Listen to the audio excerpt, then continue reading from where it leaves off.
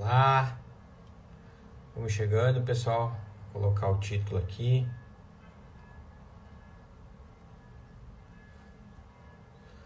Sejam todos bem-vindos.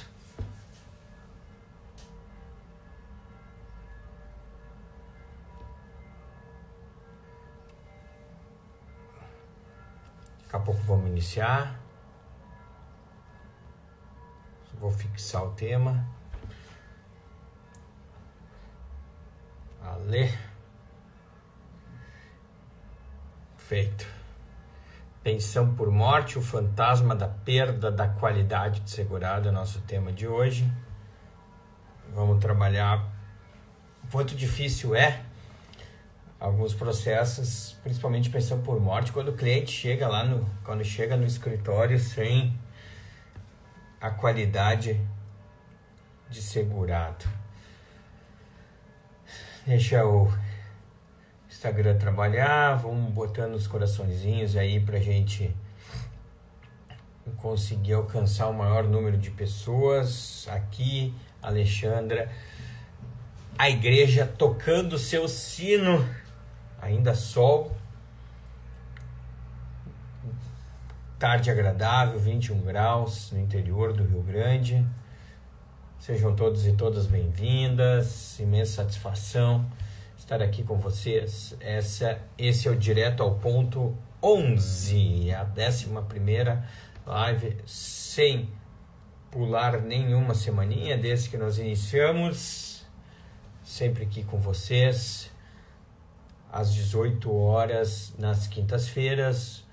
O Direto ao Ponto tem como objetivo compartilhar, sempre compartilho um caso meu do escritório. Oi, o que é, Marcelo? Seja bem-vindo. Um caso meu do escritório, onde às vezes eu me dou bem, às vezes me dou mal, mas eu sempre compartilho, não tenho vergonha, não tenho receio nenhum de compartilhar com vocês também os processos que eu não tive sucesso.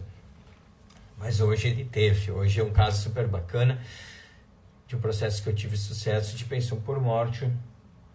Vamos esperar mais uns minutinhos, só para a gente conseguir alcançar o maior número de pessoas. Enquanto isso, os colegas que estão pela primeira vez aqui, muito obrigado. Oi, Maria. Muito obrigado. Se quiserem dizer de onde vocês estão, para mim é uma satisfação para saber aonde nós estamos alcançando. Geralmente o pessoal começa a chegar depois das 6h10, 6h15, mas não tem problema, eu vou adiantando para não ter que ficar esperando. Bom, pessoal, vamos trabalhar então, porque o objetivo é ir direto ao ponto. Osório, que legal, São Sebastião do Caí, seguido passo pelo Caí. Aí, Fabiana, quando eu saio aqui da Serra, vou a Porto Alegre, passo seguido aí. Minha vizinha, Daiane. Aliás, Daiane tá me devendo, né? Tá me devendo, a Daiane tá me devendo. Gramado, Curitiba, não dinheiro, né, Daiane? É óbvio que não. A Daiane é minha vizinha aqui, nós estamos, acho que o quê? 10 minutinhos, nem isso, né? Ó, a galera de Guarema, São Paulo. Como é que é? Caraguatatuba, que difícil, Renata. São Paulo, Blumenau, Santa Maria, Guaíra, Paraná. Daiane tá me devendo cerveja, gurizada, antes que vocês pensem mal dela. Professor Rodrigo tá aí, eu não acredito. Olha aí, Itaquera, tive a oportunidade de participar de um evento em Itaquera, querida Graciane Joinville. Obrigado, vai lá, vai treinar, querida, vai treinar, depois tu assiste. Vamos lá então, galera, vamos para o caso de hoje. A Karen, sempre presente, deslocamento para casa, querida Lu. Muito obrigado. Vamos lá então. Pensão por morte. Olha, prestem bem atenção nesses dados iniciais para vocês entenderem um buraco aqui aonde a gente se encontrava, tá? Vamos lá então. Óbito, setembro de 15. Óbito, setembro de 15. Última contribuição do segurado, março de 12. Março de 12 é a última contribuição, sendo que setembro de 15 foi o óbito. Então passaram-se 13, 14, 15 março, fechou, 36 meses, nós acrescentamos mais 30 dias ali, abril, aí até dia 15 de maio, com a possibilidade daquela discussão dos 45 dias. Então nós temos a última contribuição em março de 2012 e o óbito em setembro de 15.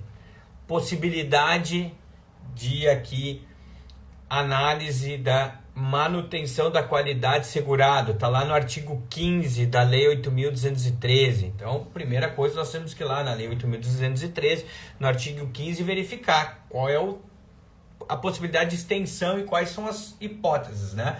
Mas se a gente verificar de todas as hipóteses que tem no artigo 15, nenhuma dá direito a 40 meses, por exemplo, 42 meses de período de graça. O máximo que nós temos são os 12 estendidos para 24, com a possibilidade ainda de mais 12, portanto 36 meses. Uma análise fria desse caso é a segurada chega lá no escritório com o óbito do marido em setembro de 15 e a última contribuição dele for março de 12, a gente manda embora.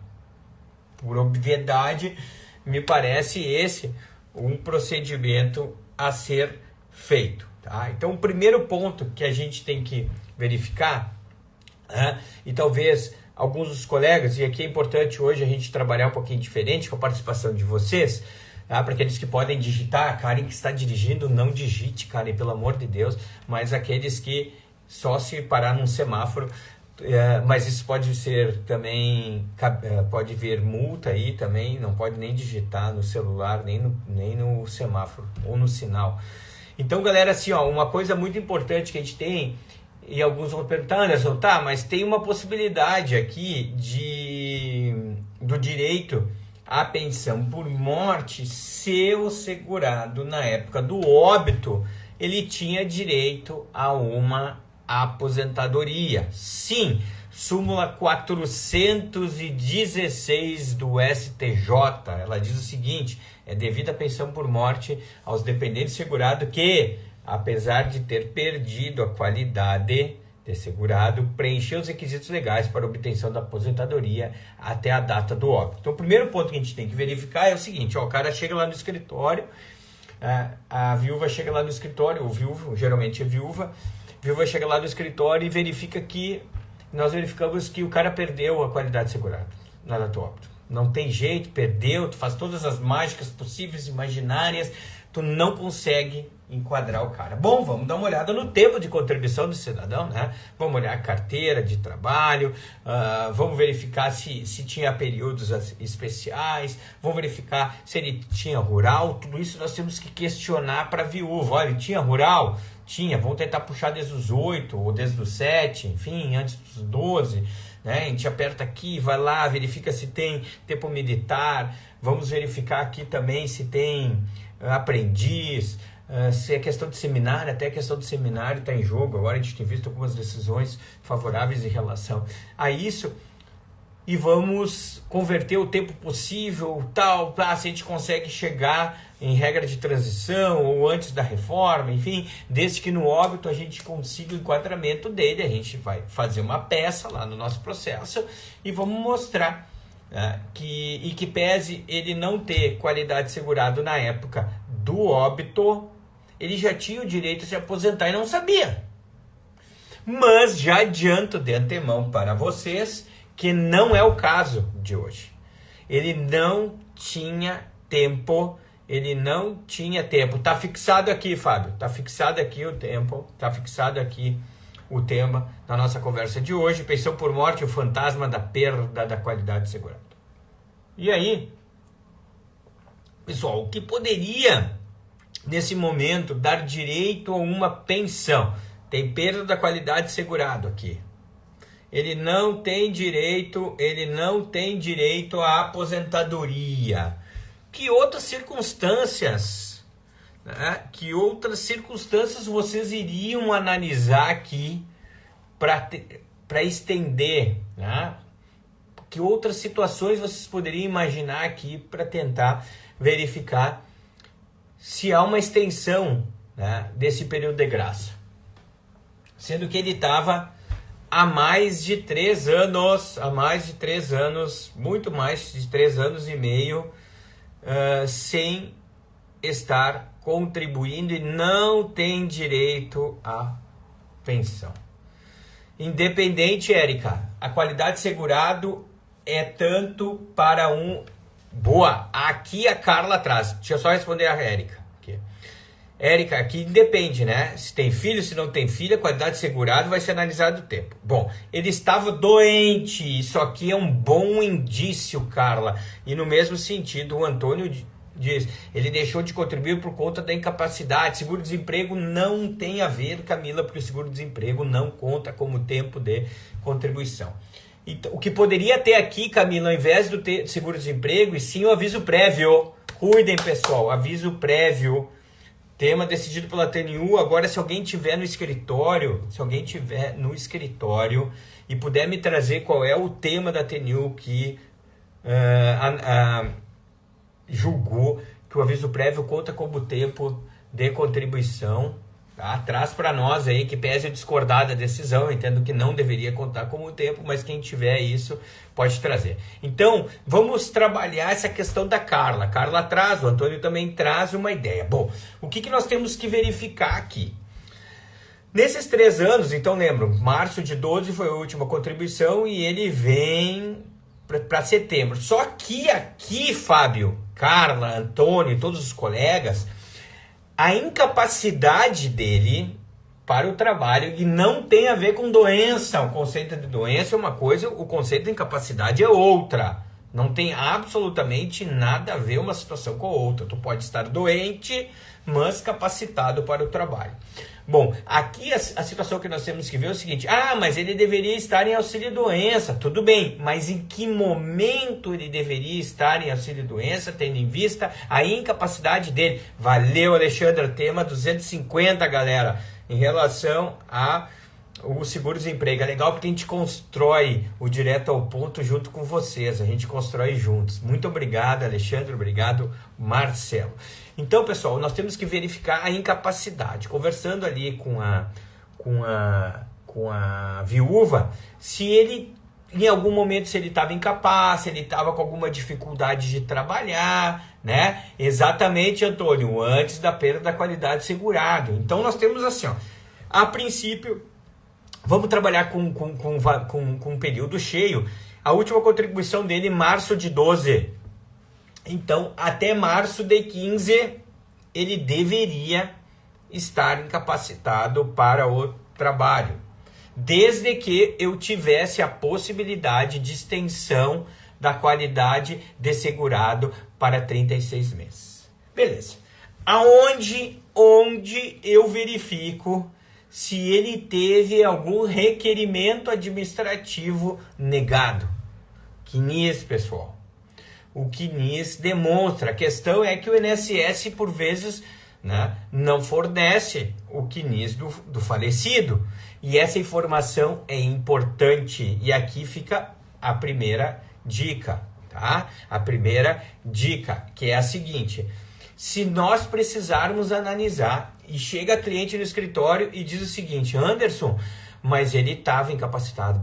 Mas pensa assim que ele estava mal. A senhora lembra da época? Não lembro. Mas faz tempo. Mas foi logo em seguida o óbito dele? Não, foi antes do óbito. Beleza, porque se tivesse sido logo em seguida o óbito dele, não vai fazer diferença. Bom, eu preciso saber se não houve um requerimento administrativo, ao menos, de auxílio-doença. A primeira pergunta: Anderson, mas há necessidade de eu ter impulsionado por requerimento administrativo? Não há necessidade. Aqui nós vamos dividir isso em 2 partes, a nossa conversa. Vamos trabalhar primeiro com a descoberta dessa incapacidade. Depois nós vamos trabalhar se teve requerimento administrativo. Bom, não tenho acesso ao CNIS. Vou fazer um requerimento, vou lá no INSS, vou fazer um requerimento, eu preciso ter acesso ao CNIS do meu cliente, né? Junto à certidão de óbito. Junto à procuração da esposa, o INSS vai negar. Vai negar porque diz que o cara faleceu, ninguém tem mais acesso ao CNIS. Mandado de segurança. Eu preciso ter acesso ao CNIS.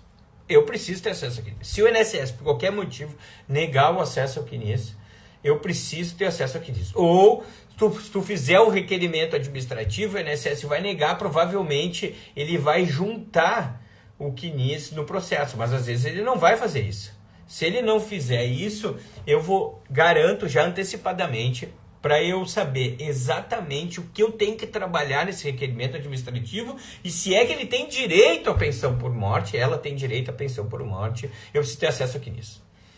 Tá. Tenho acesso ao CNIS, verifico que ele não teve nenhum benefício por incapacidade encaminhado. Beleza, ferrou. Se ele não teve benefício por incapacidade, eu não consigo criar um marco do início da incapacidade. E aí, nós vamos ter que buscar, por meio da cliente, situações onde, para descobrir se ele teve algum encaminhamento médico nesse período, em que momento, se ele ficou hospitalizado, nós vamos ter que buscar a documentação do hospital, se ele teve alguma internação da mesma forma, se ele teve algum problema de saúde, deve ter alguma coisa lá no posto de saúde, nós vamos ter que fazer um requerimento em nome da esposa, fazendo prova do óbito dele, né? Mas paciência, Simone, se o mandado de segurança está demorando, é o único jeito que eu tenho. É o único jeito que eu tenho. Daqui a pouco, nesse caso, se eu pedir uma liminar informando que eu preciso ter acesso ao CNIS para fazer o encaminhamento da pensão por morte, que tem menores envolvidos, eu duvido que não saia uma liminar. Porque aqui nós estamos falando só de acesso a um documento e não para andamento de um processo. Então, nós temos que ver, tem menor envolvido, o cara era a única fonte de renda da família, provo que ela está desempregada, que ela não tem emprego, que tem menores envolvidos, eu vou pedir uma liminar. Tá? Tudo bem. Partindo do pressuposto que aqui não teve requerimento administrativo, eu vou ter que buscar documentos para demonstrar que ele estava incapacitado dentro de um período de graça. Se nesse período de graça ele estava incapacitado após a cessação da incapacidade, mesmo que tenha durado 30 dias, eu tenho um ano ainda mais um ano de extensão da qualidade de segurado. Tá? Então aqui eu já consigo, talvez aqui 4 anos de período de graça, se a incapacidade ele se deu ali no finalzinho do 36º mês. Tá? Beleza. Mas vamos ao caso aqui. No caso aqui, olha que legal, pessoal.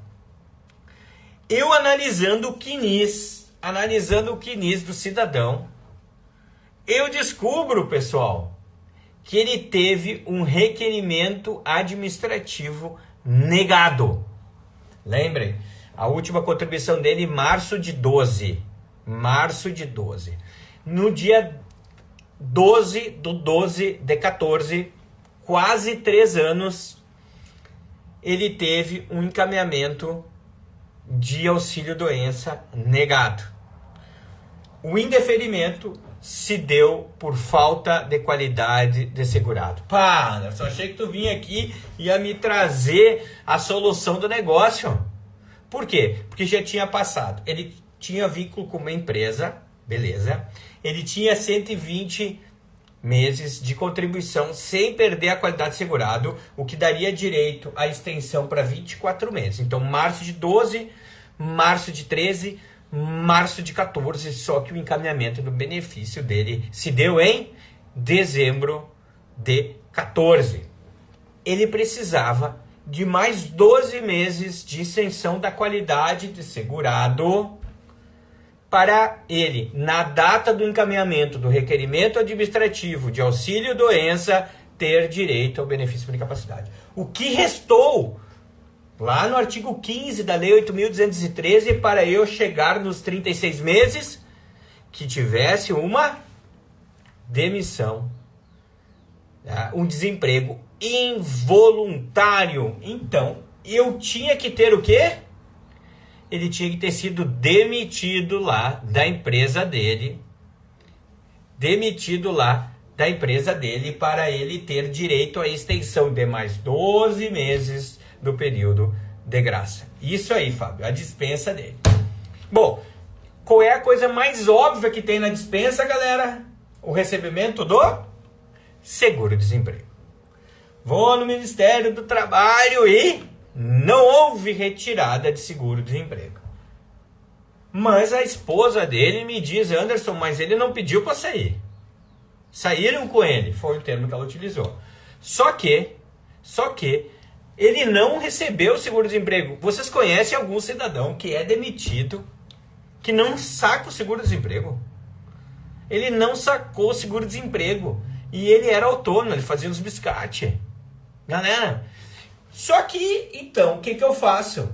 Se o Ministério do Trabalho diz que ele não sacou o seguro-desemprego, verifico no INSS. O INSS tem lá essa informação se houve saque de seguro-desemprego. O servidor me diz lá na época, não teve saque de seguro-desemprego. Como é que eu faço prova? Ou ele sacou o fundo de garantia, né? Ou eu faço prova através da rescisão do contrato de trabalho. Entro em contato com a empresa. E a empresa afirma. Ele tinha trabalhado na empresa de 1988 até março de 2012. E a empresa efetivamente demitiu ele. Então, com base lá no artigo 15, parágrafo 2º do inciso 2, a gente comprovando que ele tinha. Mas se ele não sacou o seguro-desemprego, se ele não sacou o fundo de garantia, Antônio, essa era uma das hipóteses, tá? Mas eu entro em contato com a empresa diz, ele foi demitido e me fornece a rescisão do contrato de trabalho. Tem a rescisão do contrato de trabalho, faço a prova do quê? Aviso prévio indenizado. Depósito dos 40% do fundo de garantia. Prova de que ele foi demitido. Então, o que eu faço? Eu tenho a prova que isso poderia ter sido apresentado lá em 2012, porque foi negado o benefício. Ele foi periciado, a perícia disse que ele estava incapacitado, mas ela nega o benefício de auxílio-doença pelo fato dele não ter qualidade segurada. Beleza. Então, o que eu tenho? Eu tenho a extensão do período de graça. Março de 2012, última contribuição. Março de 13, março de 14. Em dezembro de 14, então, eu provo de que ele tem qualidade segurada porque eu consigo a extensão para 36 meses da qualidade segurada. Se o INSS nega única e exclusivamente pelo fato de que ele não tem qualidade segurado, eu estou com o benefício na mão. Eu não preciso sequer fazer prova de que ele estava incapacitado. Bom, se ele recebe o benefício por 30 dias que seja, em dezembro de 14, eu consigo a extensão da qualidade segurada até dezembro de 15, e ele falece em setembro de 15. Resolvo desta forma o problema da qualidade de segurado. Tá? Faço a minha inicial. E aqui muito importante, pessoal, na inicial. Eu faço um pedido de ação de concessão de auxílio-doença e de pensão por morte. Como assim? Sim, pessoal. Lá no tema 1057, 1057 é recente, mas o STJ, quando julga o 1057, ele diz o seguinte, olha, tu tem direito a encaminhar um benefício se a parte, ela demonstrou interesse, ela teve o interesse de agir. E ele teve o interesse de agir nesse caso, quando ele faz o requerimento administrativo de pensão por morte, de auxílio-doença. Ele fez o requerimento do auxílio-doença, mas foi negado. Então, no momento que ele faz o requerimento do auxílio-doença, eu consigo fazer com que a família, ou seja, os dependentes lá do artigo 16, porque assim diz o artigo 112 da Lei 8.213, se habilitem. O objeto desse processo é: eu quero o auxílio-doença, da data do requerimento do auxílio-doença até a véspera do óbito. E do óbito para frente eu quero a pensão por morte. Então eu tenho direito a 2 atrasados. Primeiro, do auxílio-doença. Segundo, o da pensão por morte. Eu não teria direito ao auxílio-doença, o atrasado do auxílio-doença, caso ele não tivesse feito o requerimento administrativo, porque aqui nós teríamos ausência de interesse de agir, conforme o tema 350 do STF. Mas isto não seria um problema para o encaminhamento da pensão, porque bastasse que eu comprovasse a incapacidade num período de graça que me daria direito a estendê-lo e me dar o direito ao encaminhamento de uma pensão por morte. Mas nesse caso ele fez o pedido. Então eu garanto o auxílio-doença, e se eu garantir o auxílio-doença, eu garanto a pensão por morte. Então o foco inicial é o auxílio-doença. Abro a minha peça aqui, vou mostrar para vocês. Eu gosto de mostrar aqui, eu gosto de provar as coisas que eu falo. Eu mostro para vocês aqui. Eu abro a minha peça aqui, falando do direito ao auxílio-doença e a extensão da qualidade de segurado. E depois, se eu ganho aqui, automaticamente eu vou ganhar a pensão por morte. Só que na pensão por morte eu preciso fazer o quê? Prova da união estável. Doido, não? Então, nesse mesmo processo eu tenho 2 objetos. Eu preciso dizer que ele tem qualidade segurado por causa do auxílio-doença. Digo que não há necessidade de se fazer perícia. Não há necessidade de fazer perícia, porque em controvérsia a incapacidade dele. Mas caso queira fazer a perícia, eu já junto toda a documentação para fazer prova, que daí a perícia deve ser feita de forma indireta, porque o homem tá morto, né? Então é perícia indireta, tá? Aí, o segundo ponto que eu preciso aqui é a união estável. Olha que processo difícil. Eu tenho prova da incapacidade e prova da união estável no processo, tá? O dos filhos aqui estava tranquilo, mas eu quero garantir também pensão para essa senhora aqui, tá? Então, deixa eu ver aqui mais algumas anotações que eu fiz. Primeiro, então, na inicial trato isso, o juiz diz que quer fazer audiência para provar o desemprego. Eu digo, caraca, mas já tem documento de desemprego. Mas ele diz que mesmo assim o entendimento dele é que tem que ter o desemprego involuntário na época do óbito. Ok. Aí ele despacha no processo e diz assim, ó.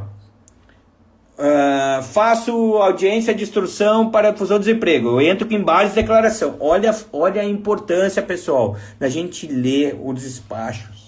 Ler bem os despachos e encaminhar como tem que ser feito. Tá? Karen, eu acho que 80% dos meus processos são assim. Tá? Eu não sei, eu acho que eu chamo o processo difícil. E aí, eu pego... Entro com embate de declaração e digo, não. Além do desemprego, eu preciso provar o quê? A união estável. Aí ele despacha, deixa eu mostrar aqui. Ele intima-se as partes da audiência, aqui. Aí eu entro com embate de declaração e aqui ele diz exatamente isso, ó. Em que pese aparentemente não seja a união estável um dos pontos controvertidos, já que não é objeto de contestação, por cautela, a fim de necessitar repetir o ato, e aí ele homologa o meu pedido. Galera, a gente tem que pedir, a gente tem que ficar atento aos despachos, senão ia passar batido. Imagina, eu faço uma audiência, vou ter que fazer outra, tá? Beleza. Tem audiência, vem a sentença. Olha aqui. Aí na sentença, ele julga procedente a pensão por morte, mas não fala absolutamente nada da incapacidade. Eu digo, porra, mas era um dos objetos do meu processo, a incapacidade? Como passou batido? O que eu faço? Embargos e declaração de novo. Eu digo, olha, o senhor resolve incapacidade para mim, né? Sim, Anair, daqui a pouco nós temos aula, né?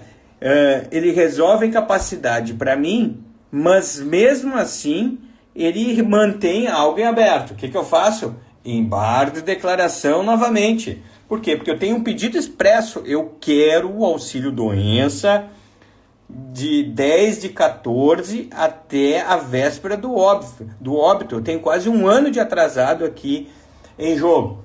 Aí o juiz recebe, né? Recebe aqui, julga procedente. Deixa eu só mostrar para vocês os embargos. Aqui que ele faz, foi bem legal, ó. Ele acolhe os embargos de declaração e diz assim, ó, realmente é caso de embargo de declaração, deixei em aberto esse ponto e refaz toda a fundamentação, né? Refaz toda a fundamentação do processo aqui, tá? Então, olha o detalhe. Se eu tivesse silenciado lá no processo, não, esse processo aqui, deixa eu ver se é rito comum ou não, peraí. Eu até acho que não, acho que é Jeff isso aqui. Deixa eu ver o valor da causa. O valor da causa. Não, é rito ordinário. É rito ordinário. Eu achei que fosse Jeff. Então, assim, olha o que nós temos aqui. Ó. Nós temos o primeiro ato do processo. O juiz diz assim, ó, defiro a prova testemunhal para a questão do desemprego, em que pese eu não concordar. Tá? Eu digo, ok, vamos fazer isso. Só que está faltando aqui a questão da união estável. Também quero fazer prova da união estável. Ele, beleza, vamos instruir também o nível estável e consigo isso só por embargo de declaração. Tá? Faço a instrução do processo, perfeito, tem documentação de sobra no processo, tanto para um quanto para outro. Né? Não, mas aqui, Fabiana, nesse caso, eu acho que no Jeff ele também ia e a gente não vê no Jeff dificuldade na aposentadoria especial, mas pensão por morte eu nunca tive dificuldade, não teria problema nenhum assim de fazer pensão por morte pelo Jeff, tá? Aí na sentença ele resolve uma situação e me deixa aberto na outra. Então aqui, pessoal, eu consigo o atrasado tanto do auxílio doença como da pensão por morte. Depois, assunto como esse virou o tema 1057 do STJ. Então tu pode sim, mesmo o cara estando falecido, tu fazer o requerimento ainda no óbito do cara, trazendo o artigo 112, tá? A galera falando de estágio escritório, não é fácil trabalhar comigo, não. Eita, não sou fácil. E aí, pessoal, o que a gente faz aqui? O direito ao atrasado, tanto do auxílio-doença como da pensão por morte.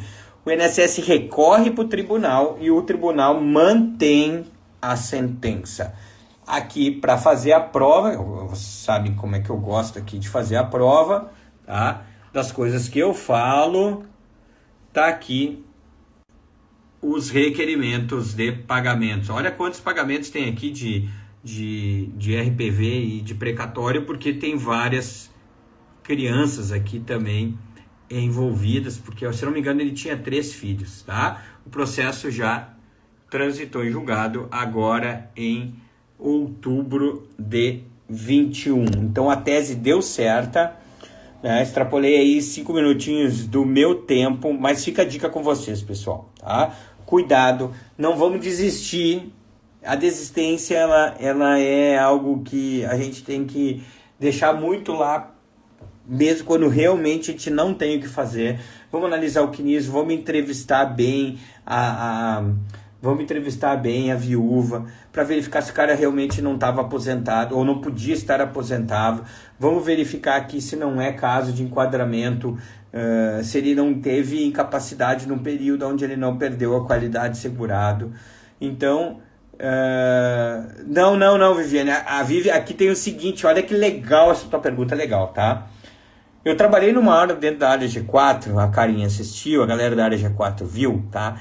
Quando se trata de litisconsorte, tá? O valor é deprecatório, mas ele é dividido em RPVs, tá? Ele é dividido em RPV. Então, vamos supor aqui, ó, se esse valor fosse 100 mil e eu tenho 3 pessoas habilitadas, é 33 mil para cada um, então é RPV. Tá? Até gostaria que tivesse sido precatório, imagina, se fosse 3 herdeiros aqui, dá 70 mil cada um, daria 210 de atrasado, mas não é o caso aqui, tá? O valor era de rito ordinário, mas se eu dividir o valor individualmente para cada um, é RPV. Tá, meus queridos? Então, eu acho que era isso por hoje, mais um direto ao ponto 11, eu sempre trago casos polêmicos. Barbadinha, vocês, obviamente, têm plenas condições de resolver, vocês devem ter os teus aí, mas eu gosto de trazer aqueles que me fizeram realmente pensar, buscar alguma estratégia diferente das que usualmente a gente utiliza. Tá bom, gurizada? Espero que vocês tenham gostado. Quinta-feira voltamos com mais um Direto ao Ponto, número 12. Essa semana repercutiu bem, trabalhei. Essa semana trabalhei segunda-feira a portaria do INSS e os últimos 2 dias, ontem e hoje, as ações probatórias autônomas. Muitos advogados desconheciam, então fica aí à vontade, tá lá no feed, esse vídeo vai ficar gravado também. Um grande abraço para vocês, obrigado Antônio, obrigado a todos que participaram aqui, até quinta-feira da próxima semana, lembrando que amanhã nós temos caixinha de perguntas, um abraço, até mais, daqui a pouco entrando em aula ainda por cima, valeu!